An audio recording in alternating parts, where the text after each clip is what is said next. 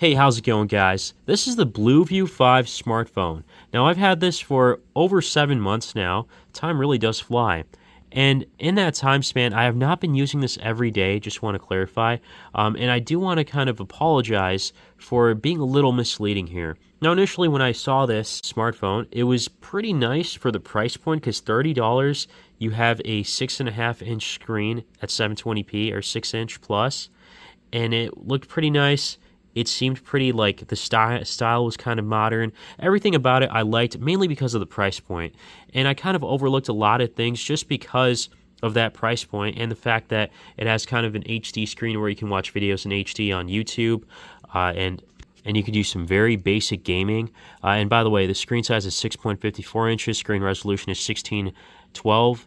And yeah, like I was saying, some very light gaming, so it seemed like it was a decent smartphone. But over time, it hasn't held up too well, I would say. Again, I have not been using this every day. I've been kind of inactive with this. Has been like inactive for a couple of months now. So the thing is that I was hyping it up without realizing that, people were getting that perspective like this is actually a really good phone. It can probably replace a $100 or $200 smartphone that they see. That's not the case here.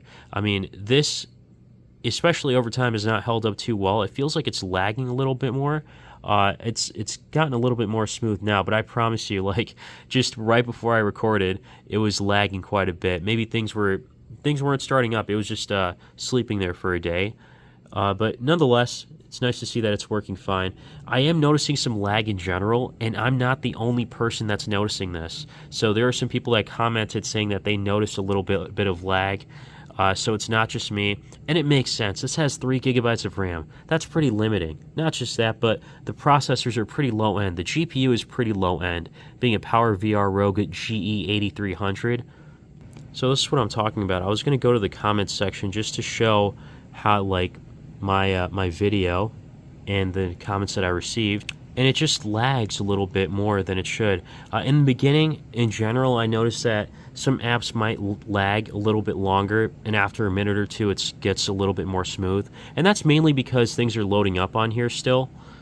From the app, I mean, to be more specific. And then, so if we go here, it's still going for $29.98, or, yeah, is that the price? Well, either way, just $30 basically, long story short. Here's a comment mentioning on the video, I have it slow and laggy. Here's another person with this same phone. I asked them how it's holding up, and they're saying there's a little bit of lag. So this is just to show, I know it's anecdotal, but it's just to show that it's not going to be that smooth or that high end. It's very low end, actually, despite what you see here. And it does stutter and lag. You have to expect that. It's a $30 phone. For very basic stuff, it should just be acceptable. And I mean, that's excluding maybe even web browsing. If you don't web browse too much, if there's someone who's not really that into smartphones or tech, this might be enough for them to make phone calls and maybe watch a few videos here and there. I could see that. And then probably looking at some articles here and there, if they don't mind the lag a little bit. It's not unbearable, I would say, but it's just kind of annoying. Where I noticed that you can actually spend a little bit more, like $10, $20 more, and you can get better performance, even with like 3 gigs of RAM, like this one, for instance, this Samsung Galaxy A14 prepaid smartphone. This one performs, I think it's going for like $40 or $50, so $10, $20 more, and it's just a lot more smoother. It's a lot more fluid. Now, I don't like Samsung's One UI or whatever that they include.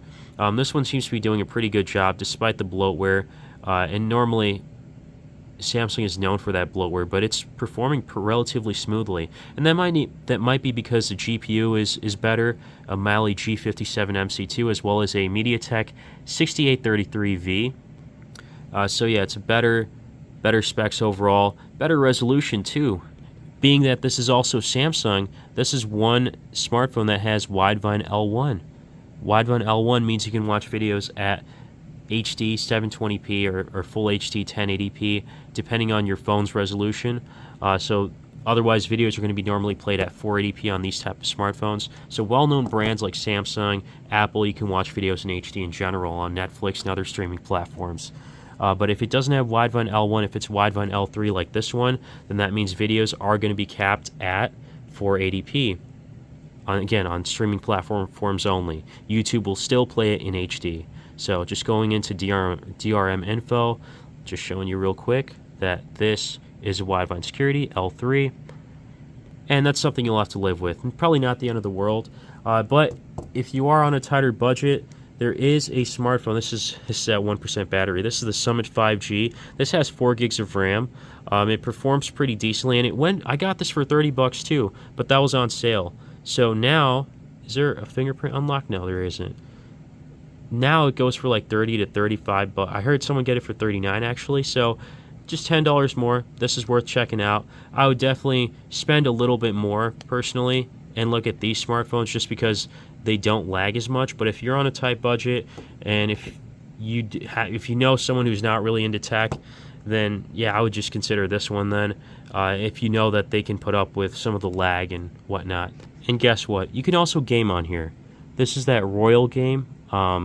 I forgot the exact name. It's basically a free game. It comes pre-installed with it, but I'm sure you can uninstall it if you'd like. And so just going to move this. And as you can see, not much lag here, so that's a good sign. And then here's Roblox. This is not smooth at all whatsoever. It's lagging a lot. So very, very basic games work. Very simple games or even 2D games could work. But the lag is really what's a buzzkill. And not just for Roblox, I'm just saying in general. So take that how you will. There will be a link for this down below.